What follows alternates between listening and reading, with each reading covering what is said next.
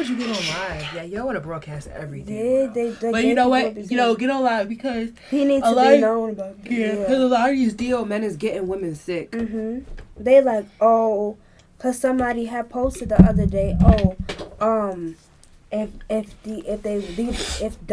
the people who are out in DL men are corny. They was like, no, DL men are corny. Who said that? People out. Some DL gay boy, and he this. Oh, that's why he's probably on the DL. She's like, send me his picture. That sounds sus as hell. What would you do if you found out a guy you was like sleeping with? Yeah. You know, okay. Let's get into. Let's talk about it. Let's talk about it. When it comes to me, guys, they feel like they don't have to hide who they are around me. Like, I got that a lot. They be like, oh, with other girls, I'd be so scared to tell them that I'm into doing butt stuff or I'm into having sex with trannies or stuff like that. But you are just gonna, you know, I've told you already, like, that's the first things we talk about. You lay down a foundation for me to be open with you. You seem more open-minded. So I wouldn't get a person. You haven't had that issue. Yeah, I don't think I've had that issue because I feel like once, like Nala said, you lay down a foundation where somebody will feel comfortable to tell you, well, you know what they like and what they don't like and things like that, and then it's your no decision to judge them, but they know that you're not going to judge them because of the foundation that you have laid out in the first place. So I don't think that I've ever come across somebody who was down low. I feel like everybody wants to experience in a sexual way. Sometimes. I've come across people that have to be down low to their family members or down low to society, but not down low to me, if that makes any sense. They always be like, "Oh, I'm that's cool. That's cool." Stuff. But like, put yourself in a situation though. Oh, what would you do? What I do if I found? If you I'd be like, I would start psychoanalyzing them. I'm not gonna lie. I'd be like, what made you have to resort to this? Like, I would start blaming their upbringing. I'm not gonna lie. And then this is a lot of things with women too. You gotta start looking at their mom, because you look at their mom and you look at their actions. You could tell most of these men are down low. They can't hide the shit. Let's be for real. You were just blind to it because you're looking at him being a gangster, which is a facade to cover up some type of hurt. You have to start psychoanalyzing. I wouldn't be surprised if a lot of those kind of guys lack the father figure. So they hide that side of themselves because they think it will make them look like less of a man, which they feel is so important because they never had it. Right, exactly. That's psychoanalyzing them. But I also feel like on the flip side, sometimes the parent can diminish the person's character or the kid's character, the child's character so much that they don't feel comfortable to be out, whether if they had a father or not. So I feel like either way, it's still a parent dynamic on how you should look at the upbringing and what's going on in the household.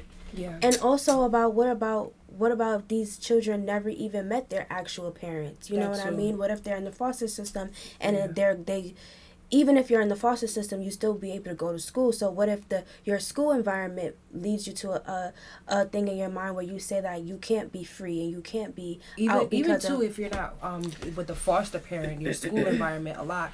But I feel like too, a lot of men being down low comes, even if they had a father figure in the household, comes from their hate from their mom. A lot of the ways men treat women now, quote unquote, this thing going around where they hate women is because of their dynamic between their mom that they haven't got therapy for. Anything that you see. Well, why being gay means they hate women though? It's the dynamic between the moms. So anything could have went on. Anything could have happened between their in their relationship. Okay. It could be a lot of factors. Okay. I don't know. I have a lot of gay friends. It's funny because when I look at their relationship with their parents, it's like they tend to have both things: lack of father figure and a bad relationship with their mother. It's like they kind of have both. Yeah, I mean that's pretty much all there is to be said about that. But like talking about the LGBTQ community in a whole, I feel like a lot of people don't like talking about the mental issues that they all share, and why, and what kind of mental issues are they. I feel like the conversation always stops at like, oh, they're suffering, so we all have to be on board for whatever they need. Right. And that's all that people like to say, and I think that causes an issue, because on the flip side to like what a child is getting at school, if the environment is telling them or telling everybody, hey, yo, we got to just keep supporting, then we're going to start supporting stuff that shouldn't be supported, and we're going to start reinforcing things that, like in California, we have hotspots of transgenderism. How do you have a hotspot for transgenderism? Make that make sense. What do you mean by hotspot? Meaning there are more transgender kids in certain areas than others. What does that tell you?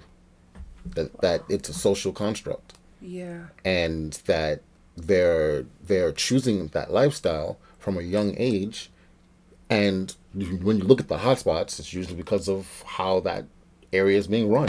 Yeah. So exactly. So is it really their choice at the end of the day, or was it their parents' choice to say, oh, well, you said something about this mental thing, so we think you're transgender. Let's push you through this process. Yes. So like you see a lot of that. Like you see some parents talking about like how, oh yeah, she said that she wanted to wear this, so I let her wear it. And then she said she wanted to do this, so I encouraged her. But what does encourage mean to you? Does encourage mean you should also do this? Look at this. Look.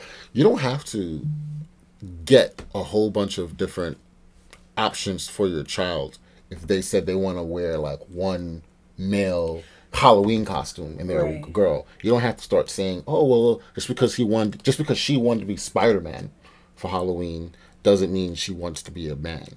Case in point, my kid was into Frozen at a point in time, and he wanted the whole Frozen costume and everything. And it took me a whole year to get it for him, and I finally got it for him. But that was the only dress thing that I got for him, because that's what he wanted to wear while he watched the movie, because the character he connected to in the movie was Elsa.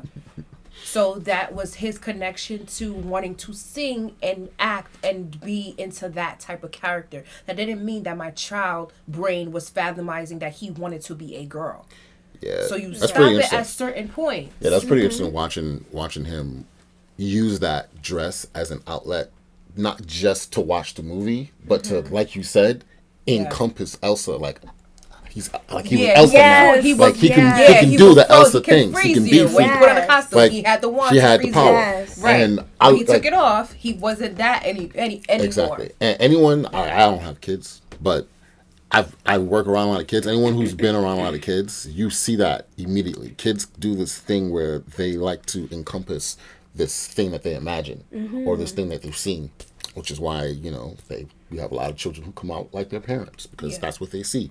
So, I don't know. I bring all that up because I think we may be doing a little more damage than good. Because that dynamic for him was a way of him to exude some type of control, being that, me, his parent, I'm always telling him what to do. When he put on the costume, I seen that he expressed certain stuff. Like if I was doing something he didn't like, he would put the costume on and say, "I'm freezing you. You can't move." That was his way of exuding some type of control as a kid, even though he was playing. So are they really a lot of transgender kids, or are they just showing you little inclines of things that they don't like that you're doing, but they can't express that because they don't have an older mind? Yeah, I agree with that. Like, I think all of us have a portion of our personality that may be that of the opposite sex, right? But you still, that's the whole point. Like, that's what separates normal thinking people from people with gender dysphoria, right? If you have gender dysphoria, you have a portion of yourself that feels like it should be a different sex, or maybe all of you feels like it should be a different sex.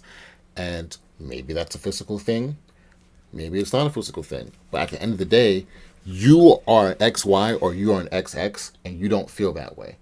And because of what you feel and what you perceive in your reality, you want to be something different. that's an issue.